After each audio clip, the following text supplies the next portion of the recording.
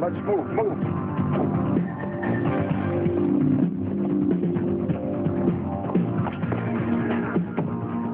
Chuck Norris plays a Chicago detective caught in the middle of a drug war in Code of Silence. One of 4 new movies we'll be reviewing this week on At the Movies, the movie review program. I'm Gene Siskel, film critic at the Chicago Tribune. And I'm Roger Ebert, film critic of the Chicago Sun-Times. In addition to the Chuck Norris movie, this week we'll also be reviewing a comedy spy thriller named Gotcha, a Western parody named Rustler's Rhapsody, and Gene starts with Girls Just Want to Have Fun. Girls Just Want to Have Fun is sort of a combination Flashdance and Footloose, but it isn't as much fun as either one of those hit pictures. The story is mostly about a teenage girl, a new girl in town, now attending a parochial school. She has a strict father who doesn't want her to enjoy herself too much. All fathers are like that, right, in the movies? Mm-hmm. And yet she wants to listen to records, date cute guys, and dance. All kids are like that in the movies. Nothing original going on here. And her best girlfriend wants to help her do every one of those things right away.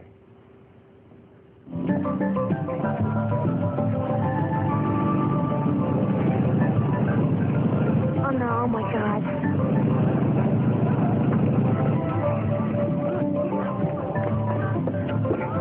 One more of those, you stone, and you're staying after school. All right. You can't see me like this, all right? What, you mean as opposed to the glamorous Holy Grace uniform? All right, look, go talk to him. I'll take care of Sister Sledge. Sister, would you mind showing me that routine you do on the pommel horse? You do it so well, and I'm just so bad at it. Oh, I suppose I could. Thank you.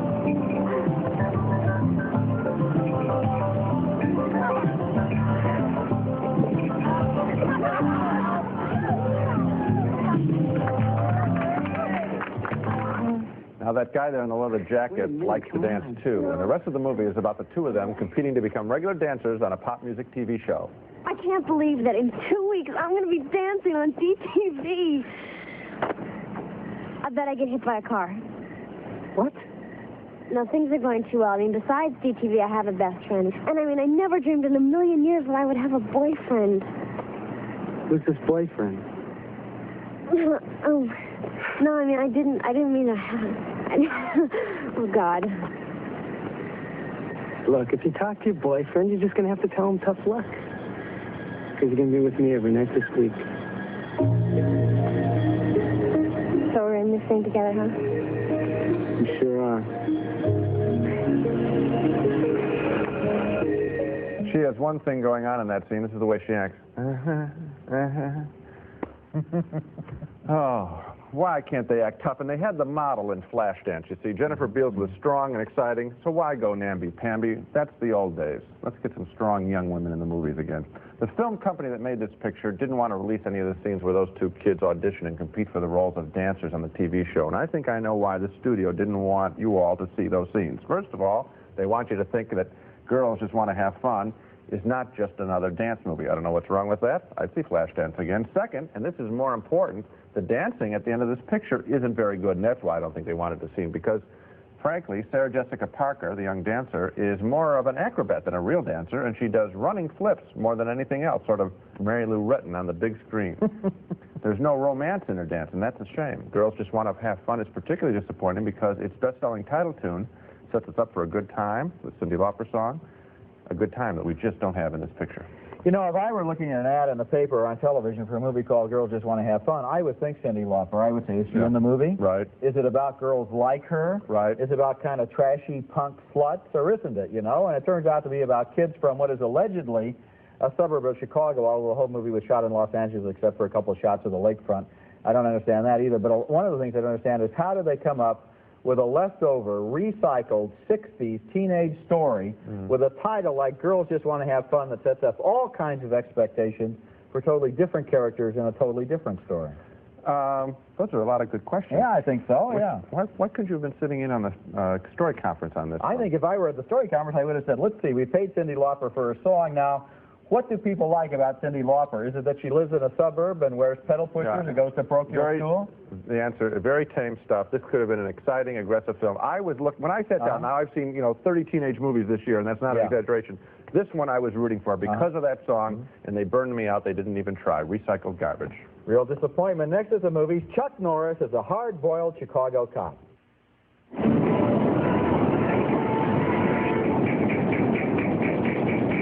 Code of Silence, and it stars Chuck Norris, the former kickboxing champion who started out in great zilch kung fu movies, developed a lot of fans, and has recently worked his way up to some pretty good films, including this one. In Code of Silence, Norris plays a Chicago cop, an honest cop, who gets messed up with a mafia, drug dealers, gang warfare, and a mobster's kidnapped daughter who is innocent and who he's trying to protect. Like all Chuck Norris movies, this one has a lot of action. It also has some spectacular stunts and some great use of locations, like this scene, which was shot on top of an elevated train crossing the Chicago River.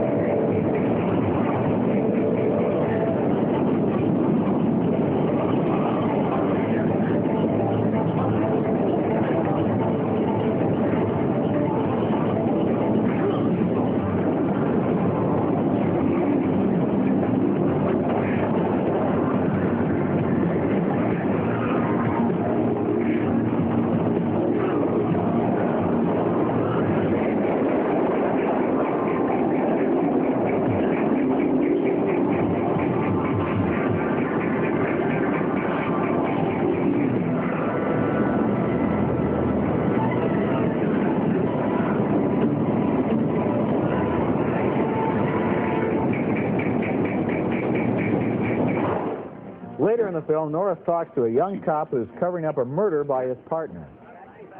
Hey, pal, give me another Southern Comfort, will you? Now, I really want to be a good cop. Sometimes I get so scared, you know?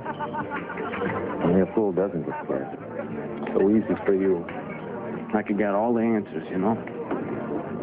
But for me, I don't know.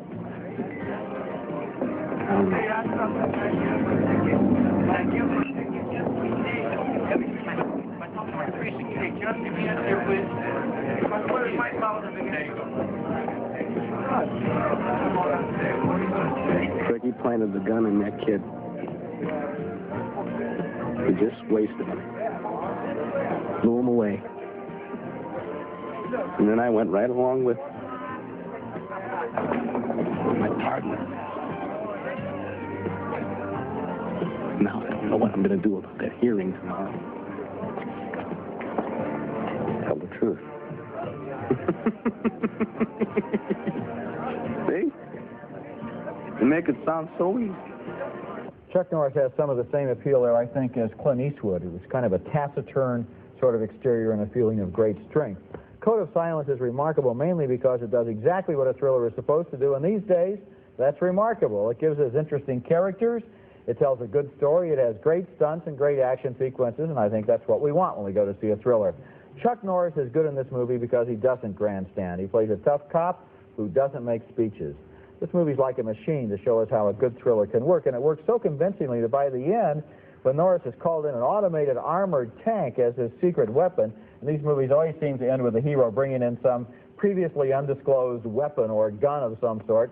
Well, we know that this tank doesn't exist in the real world, but somehow that doesn't even feel like a gimmick in the movie because Norris has made his own character so believable. I like this movie. I was surprised by it. Yeah, I was surprised by it too because frequently in Chuck Norris's pictures, the good and the better than, the good, the bad, and the lousy, what's happened is the action stops so he can show off his kung fu kickboxing because he thinks that's his main strength. Well, I think he should realize now after this picture, and I guess he has realized, he doesn't need to rely on that anymore. He can be a good, serviceable action hero, reminding me more, frankly, of Steve McQueen because of his stature than Eastwood. And what he does here well is he plays a part of a city story. He's one of the cops on the force, and it looks a little bit like The French Connection, which is the best at doing that, of feeling really gritty. And I thought that the film had a lot of reality to it, and that it didn't have to stop for that kickboxing, which always comes out of left field. I did too. The last thing I expected after having seen the last couple of Chuck Norris movies, which are Missing in Action 1 and 2 and so forth, where he does all of that karate stuff for a 15-minute time. And forget the reality. Forget it. In this movie, the last thing I expected was a realistic, convincing, compelling big city story. Part of the credit probably has to go to Andy Davis, the director, who has made here a good movie, done himself a service, and done Chuck Norris a service too, because I think this movie is Norris's launching pad into more mainstream types of roles. And that's why I wished, actually, that they hadn't brought on the big machine gun at the end. Because they didn't need it, because it would have been gritty. It would have ruined The French Connection. It cripples this film a little bit, too. Coming up next at the movies, an American student vacationing in Europe finds that East Berlin is no place for a vacation.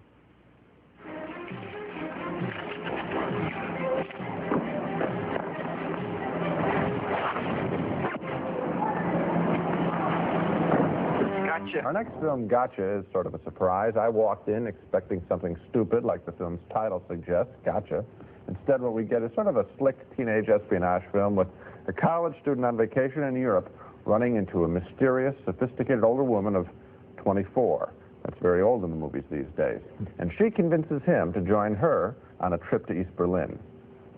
Why is that guy taking a picture? Gotcha. Now, the gimmick in this film is that before he went on vacation, that kid had been spending a lot of time on campus playing a game called Gotcha, where the students playfully shoot each other with ink capsules and then yell, Gotcha. That would be stunning. Anyway, we see this in him playing this game with real bullets this time, and so that's supposed to be a big deal. I didn't think it was such a big deal. I can't really recommend Gotcha because it's so lightweight, but I'll save this for the film. Director Jeff Canoe has a good sense of how to direct a chase scene, because a couple of times in this picture, he really develops a genuine sense of danger, particularly when they're in East Germany. Also, Linda Fiorentino, playing a femme fatale, is attractive too, as she was earlier this year in a similarly tough characterization in Vision Quest. So, a mixed review from me. Gotcha is okay. Can't recommend it, though. It's too trivial. I'd also say okay, and I can't recommend it either. There were a couple of things I would like to say about it. One is I couldn't stand the fact that toward the end of the movie he has to tell the whole plot up until now on 2 different occasions. He has to explain it to you. Then she does this, then she does that. We know that, so why does he have to tell anybody else in the movie? The other thing I didn't like about the film was it's about the wrong character. It's about the uninteresting character, the guy. I think it would have been more interesting to have a skilled 24-year-old CIA agent played by Linda Fiorentino, who's very good, and from her point of view, her problems with trying to get this schlep, who is this, college student with his dumb little undergraduate game, to use him as a spy. And then when he goes back to the States, she's caught and left behind in East Germany. But the last we saw of her in East Germany, she's just held by agents. Then we didn't see her get in the movie. Well, that's because they made a decision that they're going to try to fool us in the audience. In other words, the writer says, I'm going to trick the people in the audience. As opposed to, much more difficult, all you have to do that is withhold information. Much more difficult to write an interesting character, the woman character, and write her fully. And that's what wasn't done. I think you're right. But once again, there's this, I don't want to sound like a feminist, but let's make the movie about this guy, and then he meets this beautiful girl. Well, if you look at the 2 characters, the girl is the more interesting character. Let's have the movie be about her. Next, how about that? Next at the movies, a movie that could just as well have been called Blazing Saddles 2. This is the West, Hank. People are arbitrarily shot to pieces left and right. I mean, it is all so violent. Our next movie is a comedy western named Rustler's Rhapsody, and in the great tradition of all too many comedy westerns, this movie is neither a comedy nor really a western, at least not successfully. I sometimes wonder if it occurs to anybody that satirizing something isn't enough in and of itself. What you do has to be funny in its own right, or what's the point of simply making fun of something else, especially a western, which when you stop to think about it, most moviegoers under the age of 20 may never have seen a single movie western in a movie theater. That's wild, but true. It's strange, but probably true. Rustler's Rhapsody stars Tom Berenger as a good guy in a white hat, a white coat, a white scarf. He's a singing cowboy named Rex O'Hurlihan who walks straight out of a 1940 Saturday matinee, probably one of those movies starring somebody like Rex Allen or Gene Autry, and who is supposed to now be in the more realistic world of a movie that might be shot in 1985. In this scene, he has a showdown with the bad guys. What in the hell are you? Just a stranger passing through. Where in the hell do you get that shirt? How a person dresses is nobody's business but his or her own. What? You heard me. You know what you look like to me? You look like one of those fellas who's attracted to other men. This is just a warning. If you or your men draw on me, I'll shoot each man in the hand. In the hand? That's right. Not in the face or the chest? Nope. I don't like the idea of getting shot in the hand. Then go home, Blackie. Go home? That's right. Go home? Yeah, and see someone about your hearing. Draw your gun, Prairie Fairy. I never draw first. Well, hell, that's no problem. After he's shot, they bring him back to the living room of the local villain played by Andy Griffith. You and Blackie dated? Dated? Oh, Daddy, we did everything together. Everything. Oh, my God. I knew the real Blackie. Oh, Daddy, he could feel. He could touch. Oh, my God. Take care of her, man. No, not that. Take her upstairs is what I meant. Gee whiz.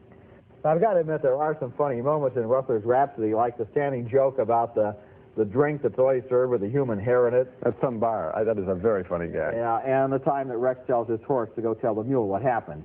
But this is a real slow movie, and for one long stretch toward the end of the film, it just seems to come to a dead halt while Rex stands next to his campfire and he engages in this long series of endless and pointless low-key conversations with his sidekick and with a couple of local cowgirls, and people are wandering in and out of the sagebrush for desultory conversation.